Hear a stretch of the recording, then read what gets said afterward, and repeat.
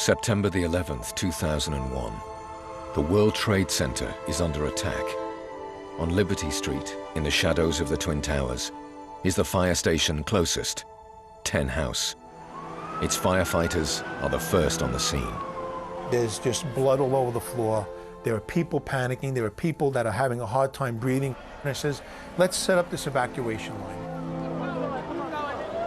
Huge chunks of concrete were just hitting my body. And every time another slab of concrete hit me, I just felt ribs breaking. What I was praying and hoping was, oh God, please, just bring them home. Using rare archive images, the extraordinary untold story of the firefighters of Ten House is now revealed for the first time. They became New York's most iconic band of brothers, the 9/11 Firehouse.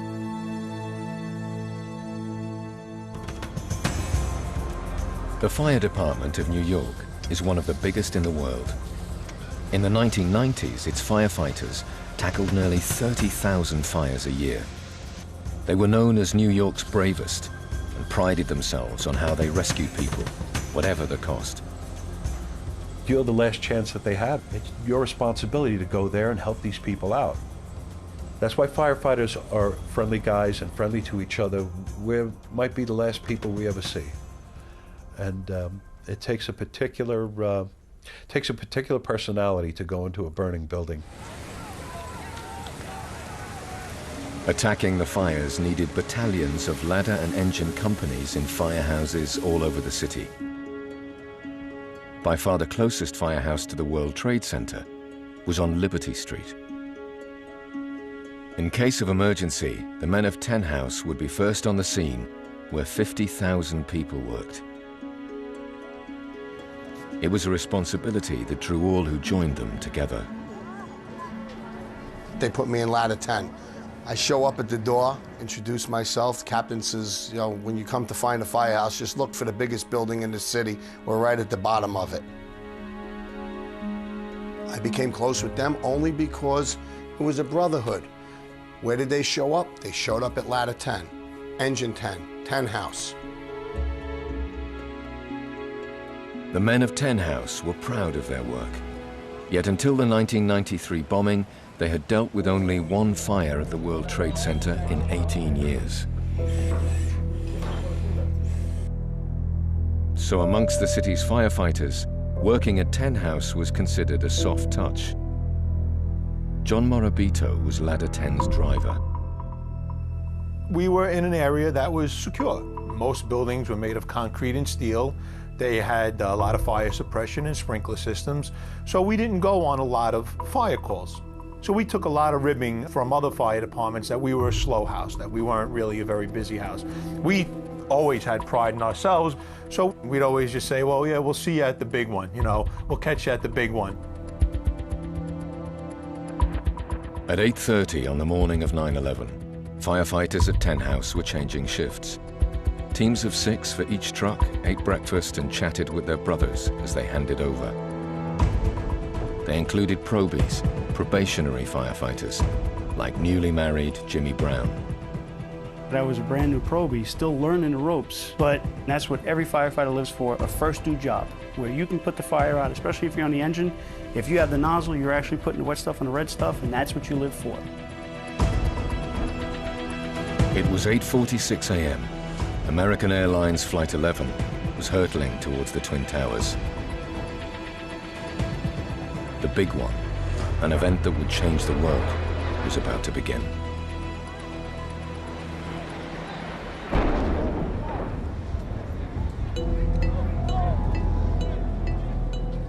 I look up, and you can actually feel the heat from the fireball. You saw this huge fireball, and then just debris come raining down. And then after that, I ran over to get my gear, because we were getting ready to roll.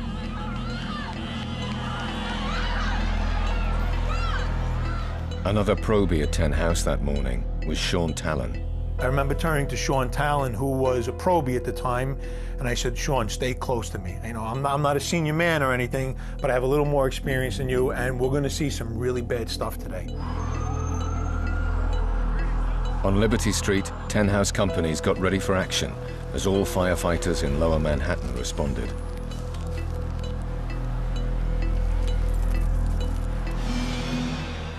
We all ran downstairs, put on our bunker gear.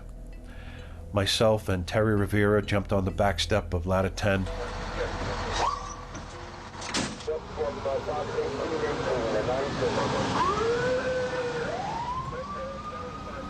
I drove out onto the apron, which is the sidewalk right in front of our fire station, and as soon as I got to the street, I stopped and I looked at the lieutenant, and I said, this is people in the street. This is bodies. And he goes, I know. He goes, we can't help them. He says, let's go to the people we can help. And as I rolled out, I could feel pieces of flesh under my tires of my fire truck. Lieutenant Greg Atlas was in charge of Engine 10 that morning. Within the first minute of the plane's impact on the North Tower, he was radioing Manhattan Control. Engine 1 out of Manhattan. Engine 1 out. Engine 1 out, World Trade Center, 1060. Send every available ambulance, everything you got to World Trade Center now. 1060 was the firefighters' code for a major emergency. Seconds later, at 8:48, Greg Atlas radioed again. Engine 1 out of Manhattan. Engine 1 out. It appears an airplane crashed into the World Trade Center. Roll every available ambulance you got to this position. Engine 10 drove round the corner onto West Street as other companies approached the entrance to the North Tower. Nothing could prepare them for what they found. I was coming right up onto One World Trade Center when a gentleman came out of the lobby and he was completely engulfed in flames. His skin was dripping like wax. He had no expression on his face. And he stopped right in front of my fire truck and he just looked at me. And I could see his eyes were black. I slammed on the brakes of the fire truck. We ran over with a fire extinguisher and we started to spray his body with water to try to cool him down. We put him in a stretcher and we put him on that first ambulance. They immediately got him off to the hospital.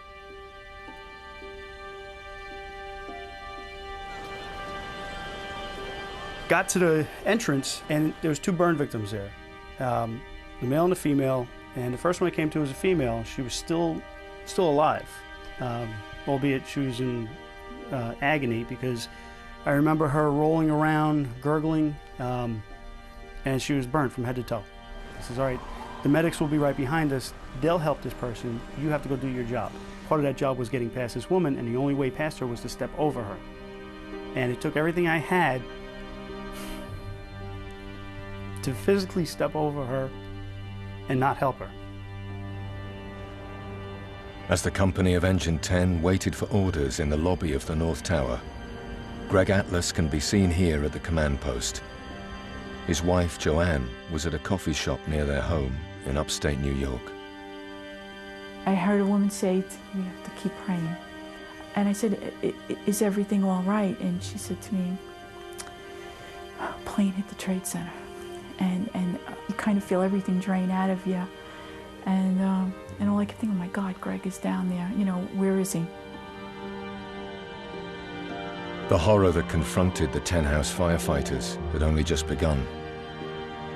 In their race to save lives, some would be only moments from death.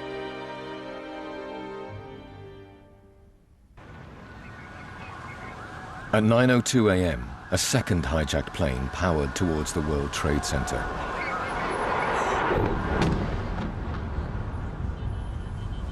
New Yorkers had never witnessed such an attack.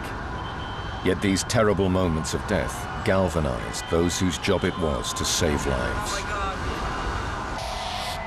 Wherever they were, hundreds of New York's off-duty firefighters dropped what they were doing and raced to their firehouses. Those in 10 House just had to head for the blazing towers. The huge pall of smoke they made left the city's firefighters in no doubt it was the big one. But for the 10 House brothers, this was personal.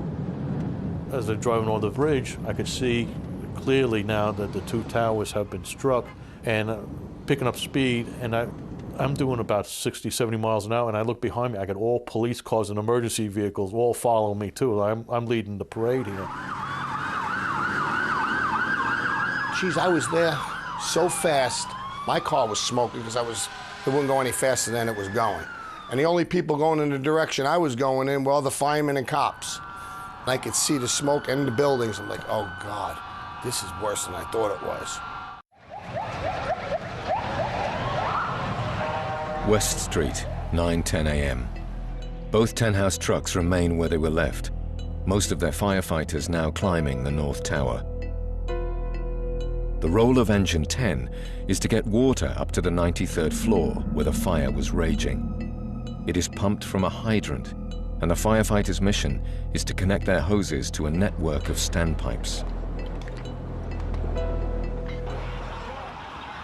Meanwhile, the off-duty 10-house firefighters were heading for Liberty Street at the very foot of the South Tower. Here, in front of their firehouse, awaited a scene of unimaginable horror. I'm able to park my vehicle, and I start running up Liberty Street. I could start seeing there's body parts all in the street. And I cut down, I want to get into the firehouse, and as I'm running, I'm trying to be careful where I'm stepping because the road is littered, like with this. And I just get about into the back of the firehouse, and I go up to where my helmet, coat, and boots are all still on a rack right now. As brother firefighters arrive at 10 House, they are met by frightened civilians taking shelter with security personnel. A young probie is overawed at how they could rescue people above the fire. But for Lieutenant Joe Torillo, the situation is very clear. I was standing outside. It's obvious that everybody's going to die above that point of impact. We can't get them and they can't get down. So for the first time in your career, you don't even make an effort to try to save somebody. It's not happening. You really have to concentrate on evacuating as many people as you can and assisting the injured. Nonetheless, many 10 House brothers set off fully prepared to tackle the infernos raging in each tower. As they carried their heavy gear along Liberty Street, John Morabito took the lead in organizing the mass evacuation of office workers. He is seen here, walking behind Chief Pfeiffer. While I'm in the lobby, I'm going to start to try to evacuate people because now there's hundreds of people coming down the stairs. And I says, let's set up this evacuation line. Let's send you down towards the subway because going out to the street is unsafe. There is debris falling, there are people jumping, and if we send you to the subway, you should be safe underground. And as they're coming down the stairs, I'm standing right by this door, and I'm pushing them through the door, and I'm sending them down towards the subway line. There are people that are having a hard time breathing, so I was grabbing civilians and I was saying, get that woman under the arms and get her out of here. Yes, sir. They picked the woman up. They escort her out of the building.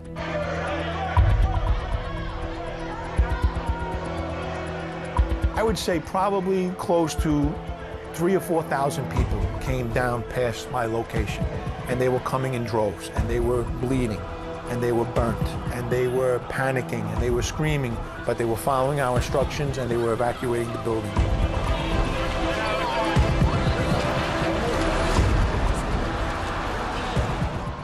By 9:40 a.m., the evacuation from the North Tower had been going on for just over an hour.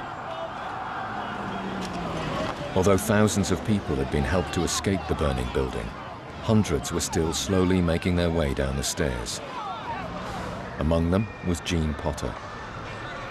When we got to about the 10th, 9th, 8th floor, I felt a sense of urgency, and people were getting tired, obviously, and I started yelling at people to move it. Let's go, move it, and that is very out of character for me.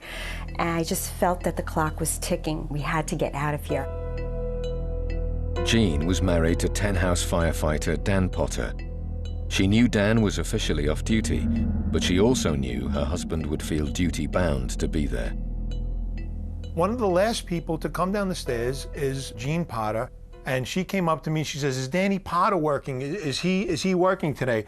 I said, "No." I said, "Danny's okay." I said, "He's fine. He's not working. He's fine." I said, "But you need to keep moving." I said, "We have to get you out of here." I said, "I don't know what else is going to happen." I wanted to go to 10 House, and he said, "Absolutely not. You cannot go to the firehouse," because I figured Dan would be there or he would go there, and that was the best place for me to go. And he said, "You cannot go there."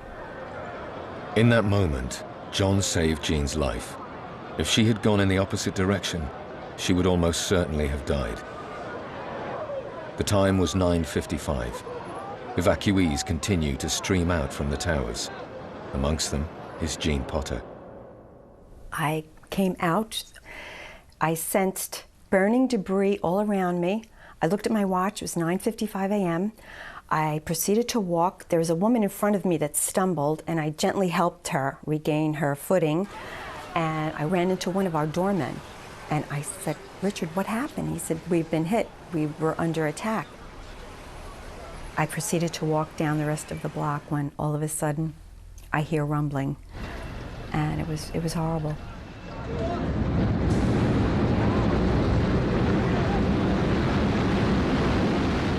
Just about run out of the firehouse. A firefighter standing in the door sticks his arm out and he clotheslines me, catches me right underneath the neck. And he looks up, he goes, "Holy cow, here it comes." And with that, I looked up real quickly, and I could see the South Tower. I could see it just starting to twist, and it start to come down. I'm running, and I could see the South Bridge, and I'm saying, if I could run fast enough and make it underneath that bridge, maybe they'll find and identify my body. And as I'm running, I could feel wind pressure on the back of my neck, and you could hear boom, boom, boom, boom, boom, boom, boom. I was picked up in a whirl of wind, and this hot ash was hitting me in the face and this debris, and I was spun around off the ground. I landed up against the wall, and I crawled up and I said, "God, please, God, just save me. Just don't let me die." Huge chunks of concrete were just hitting my body, and every time another slab of concrete hit me, I just felt ribs break. Another slab, another slab, another slab. Now here it comes, all the debris and the rocks being channeled through the entranceway of the firehouse. It's almost like a piston pushing down and then pushing all this stuff, all this debris. Then I just fall back. I was waiting for that one thing that was going to hit me, and I said, maybe I could take it. Maybe I'm strong enough that I could withstand the shot. And it didn't happen. And 11 seconds later, I was alive. The 10 House firefighters in the stairwells of the North Tower were unable to see anything of the collapsing building.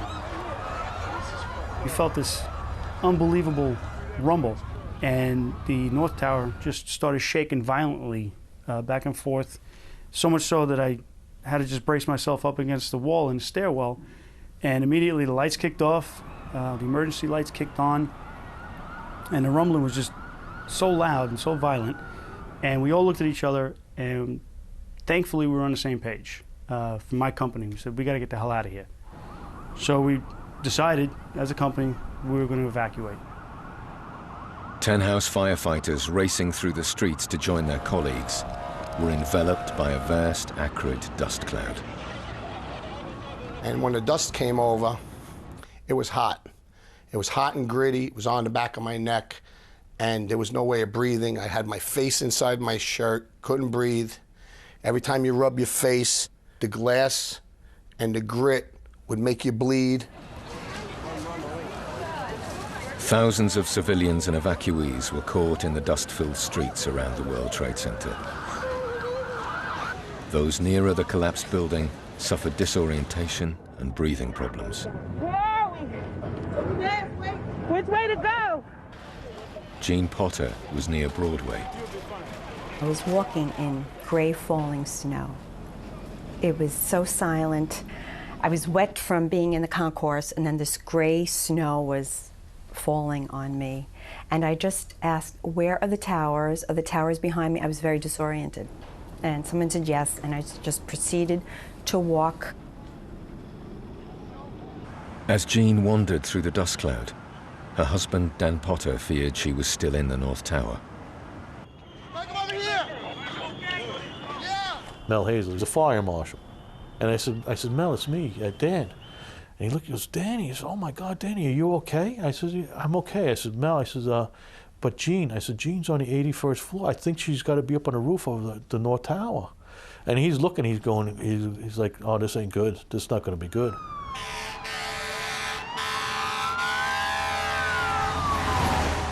As the minutes slipped away, time was running out for anyone who remained in the doomed building. The North Tower was now a ticking time bomb. The collapse of its twin had shown that it could only endure the intense heat of the fires for so long. Fire chiefs in the North Tower had ordered a mayday within 2 minutes of the South Tower's collapse. Mayday means one thing to firefighters: get out of the building. But the radioed messages were only received by some of the firefighters scattered up and down the vast edifice. They had to run up a couple of flights for myself and a couple of other firefighters to pull us down and say a mayday was given. And we insisted that we were going to go with our company that were waiting for us just a couple of floors above, but a mayday was given, so we made our way down. Other fire companies were doing different things. Some were standing fast, some were taking a rest, some were continuing up. The enormous pile of rubble from the collapsed building filled the ground floors of the North Tower with thick black dust. John Morabito had heard no mayday as he searched for a way out. I'm wandering around this darkness, continuing to the left, trying to get out of the building. And on the right side of me, I see a 10-foot by 10-foot patch of light gray in this blackness. I said, that's a window. I'm going to get out that way. It was 10:15 a.m. Fire had been raging on the stricken floors for over 90 minutes. Many firefighters still did not know the South Tower had collapsed. Ladder 10's Lieutenant Stephen Harrell and Probie Sean Talon were somewhere between the 30th and 40th floors. So too was seasoned firefighter Jeff Olson. There was no doubt in my mind that he was in there. His company is obviously first due to the World Trade Center. So when the first tower came down, I thought to myself, oh, this is gonna be bad. Somebody is gonna get hurt. I have these babies. I better take a shower and get dressed, because I know if something happens to him, they're gonna send a car to come and pick me up. By now, some of the firefighters of Engine 10 had reached the base of the North Tower. When George Bachman exited onto the plaza, he saw Chief Gansey, head of the New York Fire Department, at the command post. Chief Gansey was on the radio. I reported to him, and I asked him, Chief, what is it I could do for you? He said there was problems with the radio and needed me to go back and reconnoiter whatever was left of the South Tower and give a report. So I made my way towards the South Tower ruins. A collapsed building of this magnitude was unprecedented in the history of New York's fire department. Yet firefighters immediately set about searching for survivors in the most dangerous conditions. Chief Brown, Mayday, Liberty and West, I'm trapped in the rubble. And despite breakdowns in communications, if a radio was heard, there was a chance of rescue. They were digging through the debris, and they found me, and they dragged me out, and I couldn't see because my eyes were so damaged, and they were trying to comfort me, and I was screaming every time they touched me because my ribs are broken, my arm was twisted and snapped, my back was crushed, my head was open, I was bleeding internally. And I heard them say that they were gonna get a stretcher, and I begged them, I says, please just go, leave me, I'm not gonna make it. And they said, no, we're gonna take you with us.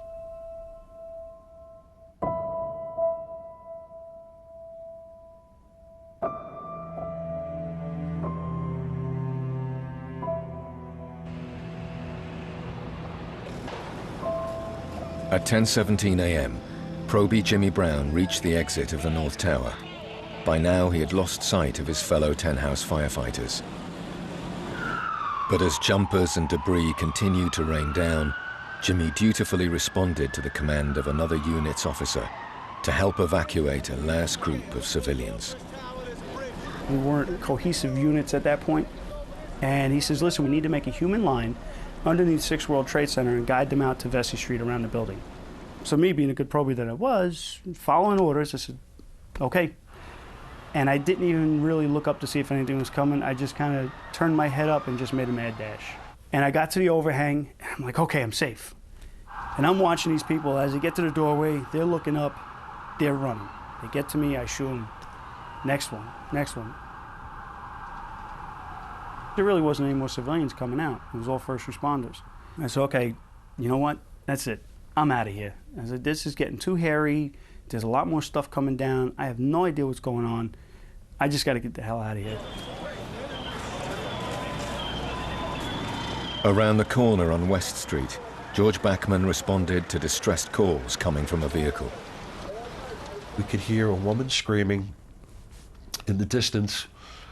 When the fog of the South Tower started to dissipate a little, we could see it was a woman trapped in a van. And we went down West Street with what tools we had to assist her, and we got around 10 feet away. As I was searching for tools in my pocket, we could hear the North Tower rip open behind us. It was 10:28 a.m. It just sounded like a freight train from really far away, and it was just getting faster and getting closer. And the stuff started hitting me, and the only exposed part of my body, the left side, I kept getting hit with pieces of debris, and I was like, ow, that hurt. Me and the other firefighter went behind the South Tower girder, the girder weighing several tons, shook, broke my back in 2 places, received head trauma as well as burns. I started feeling the loose debris come up to my knee, then my thigh, then my waist. And then it started going up past my waist, and I kind of came to the realization, like, holy crap, I'm going to get buried alive. A lot of thoughts passed through my mind. One of them was the fact that I was going to leave my wife, Shirley, a widow. 10 House firefighter Jeff Olson was above the 30th floor when the North Tower collapsed. His wife, Denise, was at their home in upstate New York as the tragic events unfolded. My house was set up almost in a circle, and that's what I did. I was pacing. So I get in the shower, and our house is tiny. I leave the bathroom door slightly ajar so that I can listen to the TV.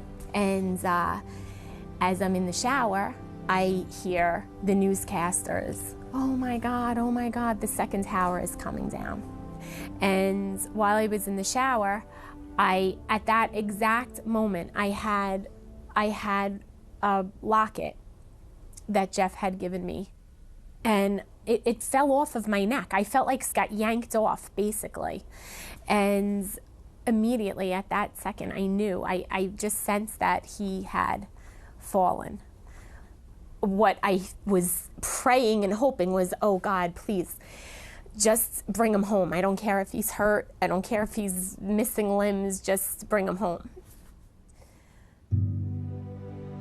31-year-old Jeff Olson lost his life during the collapse of the North Tower. He died along with Lieutenant Stephen Harrell, aged 44, and 26-year-old probie Sean Talon. The Ladder 10 search and rescue team were one of the first to climb the stairwell in the North Tower. It is not known whether they were able to respond to the mayday. When the tower fell, Ladder 10's driver, John Morabito, was nearby on West Street. I felt that rush of the ashen air come around me, and it completely covered my world in darkness, and it was absolute silence. I was far enough away that the debris had stopped about a block earlier, and I survived. The gigantic cloud of acrid dust created by the collapsed tower enveloped most of Lower Manhattan.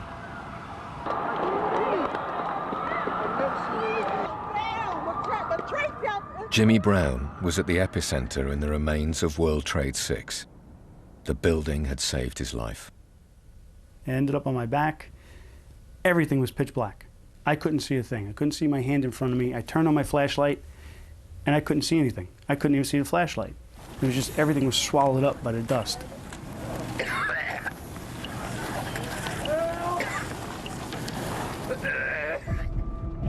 Got water?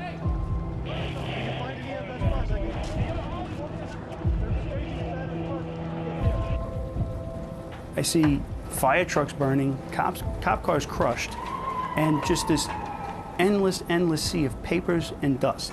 And all this while, I'm thinking, I got out. I don't know what happened to the rest of my company. It was 10:45 a.m.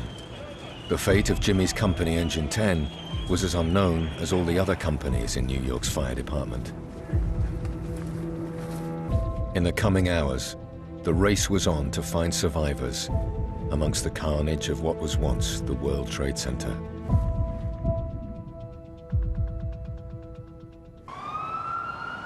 The unprecedented horror of 9/11 tested New York's bravest to breaking point.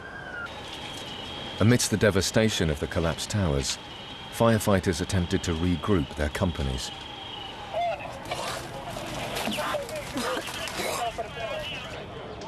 The view towards Liberty Street was a scene of billowing smoke and dust. Somewhere behind lay 10 House.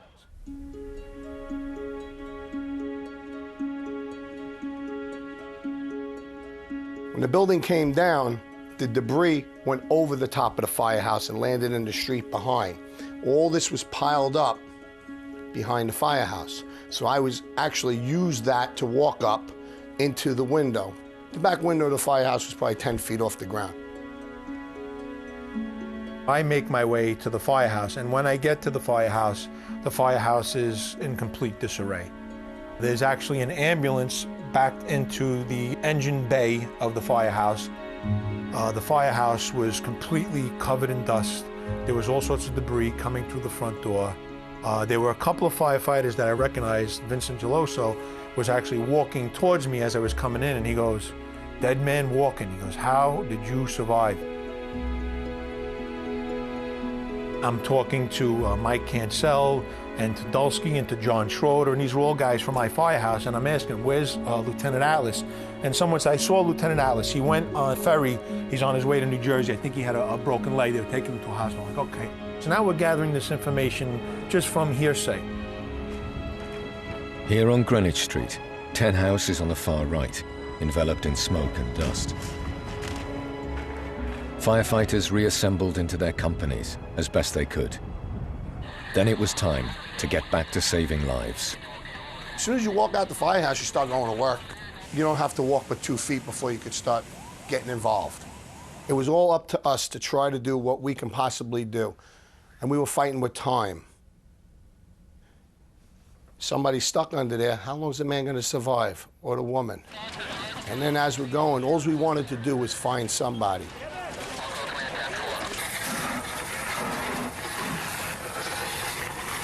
And I see an ambulance on fire, and there's a hose laying on the floor. And I turn on the hose, and there's some water. And I'm thinking maybe there's someone in the back of the ambulance that was abandoned because the people had to run. And I put out the ambulance with the hose, and I look in the ambulance. There's no one in there.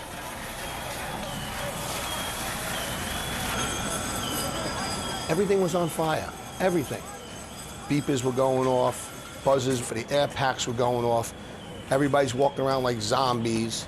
We're climbing over debris, and the sewers are flooded, and water's coming up. Now I'm in water up to my waist. Trying to walk, you can't lift your feet up. You don't know what's under you if you're gonna step into a hole and disappear. So now we're trying to shuffle our feet, come across a fireman, stuck underneath the back of a set of stairs. I says, "Oh, let's grab this piece of pipe over here. Give me a hand with this piece of pipe, we'll use it. We'll try to get it out, and we'll use this as a tool. Maybe we can pry something, use it as leverage." And working together, somebody just grabbed this guy when we got a little relief on him and pulled him out. I thought they were gonna rip his leg off, but he got out and he was alive.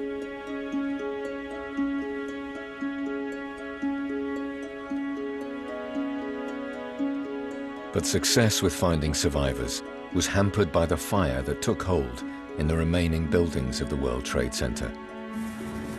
Firefighters battled to control the raging infernos that only a few hours earlier had been a place of work for 50,000 New Yorkers. The strain on 10 House firefighters was beginning to tell. Some had fathers and brothers in other companies that served New York that fateful morning. I said, Cap, I gotta find my brother. I said, my brother's missing. He goes, all right, come on. He goes, they're putting together a list of names of everybody missing over here at the command center at the station. And I look at the list, and my brother's name is on the list. There's firefighter Mike Morabito. I'm absolutely devastated, heartbroken now. My brother's dead. I love him so much. But I'm exhausted, I'm thirsty. I see this one hydrant, and I get down on my knee, and I'm taking the water from the hydrant, and I'm washing my face, and I'm just kind of taking a sip of water, and I look up, and my brother comes walking right in front of me. I'm like, oh my God, how is this even possible in all of this madness?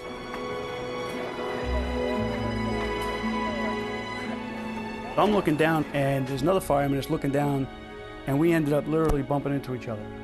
I look up, he looks up, and it's my cousin John. He was assigned to a Staten Island company, and he was there on recall. And man, it felt so good to see somebody that you knew.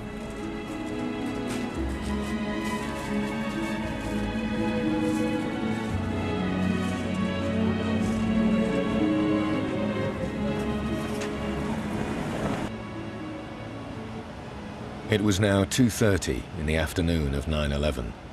Ladder 10's Dan Potter could take it no longer and asked his captain for permission to go and find his wife, Jean. She had gone to work that morning on the 81st floor of the North Tower. Dan hoped she had escaped and gone to their home in Battery Park City. I don't have any keys on me because I just quickly changed and left everything in my locker. I was knocking on the apartment door, and with each knock, you know, I expected her to open that door up. And I just remember knocking and banging on the door, and that's when I just became overwhelmed. I said, she didn't make it out of there. I couldn't just stay there, but that's when I came down and I sat on the bench. I said to myself, she's dead. I sit down and sit and I cried. Dan decides to try the door again, this time using his firefighter's strength. Just as I forced the door open, the phone rings. I pick it up, it's my father, and he's crying on the other end of the phone. So I said, Dad, I said, I'm okay. I said, okay, but I can't find Jean. I don't know where Jean is. He goes, I know where she is. He says, she's at the Chinatown firehouse. After surviving the South Tower collapse, Jean Potter wandered the streets until she was told to wait for Dan at the Chinatown firehouse. I said, you got a beautiful redhead in here? To one of the guys, and there were other companies coming in, so I just happened to catch the right guy that knew where Jean was. And he says, she's right inside here in the television room. And that's when I opened up the door, I just saw her standing there. We hugged. We were two misses hugging one another. I mean, what a blessing we were given. You know, but our hearts break for so many. It felt so good to hug her. I was just so glad that I did not leave her a widow. And even at that, the guilt, everything it seemed involved feeling guilty that I survived. Engine 10's Lieutenant Atlas did not report back to the firehouse that day. His wife Joanne remained home, waiting for news from the fire department. That whole day was a blur. I think I started cooking. It was like, I just think it was like do things to keep busy because you have to keep busy. Basically, I think I was waiting by the phone for any kind of news.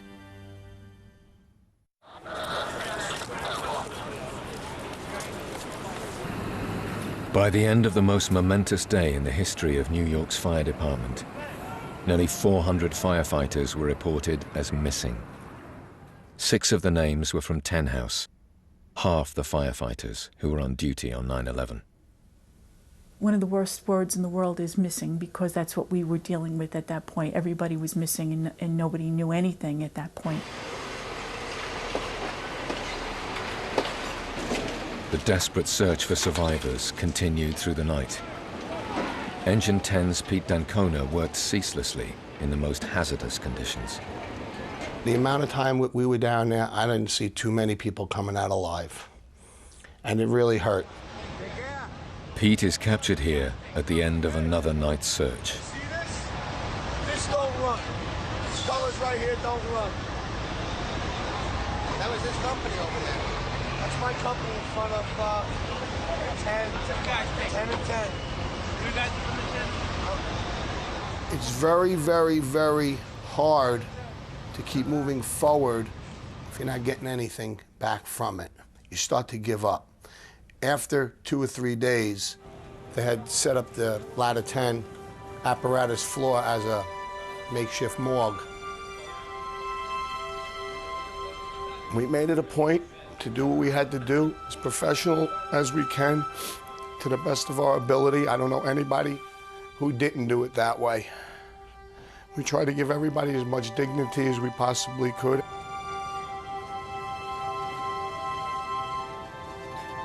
After 2 weeks, it became clear that those firefighters still missing would not be found alive. From Ten House, this included retired Captain James Corrigan and firefighter Paul Pansini, assigned to another company that day, and Lieutenant Greg Atlas. He loved being a firefighter. They're usually the biggest characters, and well, Greg personified that too, but they love life. And, you know, one minute they could be acting like a bunch of 12-year-olds, and then the next minute they turn around and do these amazing rescues, and they put themselves on the line. We lost 6 guys from our firehouse. The city lost 343 firefighters, some of whom I knew directly. It's hard to go someplace to try to find solace because everybody's hurting and everybody feels this loss. And so the family's fractured, the family is hurt, and it takes time to rebuild that family. It takes time to get back together. At the same time, we're dealing with this traumatic event that's right in front of our firehouse. On October the 21st, 2001, the remains of Ladder 10's search and rescue team were found. True to the call of the Ten House firefighters, on 9/11 they had been among the first ones into the World Trade Center. And now Stephen Harrell, Sean Talon, and Jeff Olson were amongst the last out. The firemen would, they were incredible. They were always in my house. They always brought food. My house was wall-to-wall people. Whatever your family would do for you is what the firemen come and do for you. But it was a struggle. It was absolutely a struggle. After 9/11, life, it seemed, would never be the same again for New York. But though the vast Twin Towers were obliterated, the firehouse that served them remained standing. Ten House and its firefighters began a new life as the focus of America's grief and pride for the fallen heroes of 9/11. We were trying to give people hope, and a feeling of goodness is still out there among all this devastation and evil that you see. And as people are coming in, we wanted them to see, as they're coming down to the site, that there's a firehouse here, and that firehouse is still open. It's still open. We're still standing. We're still here every single day for you. We're here to protect you. We didn't leave. All the other buildings are empty. The Trade Center's gone. The streets are destroyed. The whole financial district is in turmoil, but we're still here. This iconic building is now a working firehouse for the new World Trade Center. It is also a destination for many thousands of visitors to New York, as a living memorial to the Ten House heroes and the brotherhood of firefighters who responded to the call on 9/11.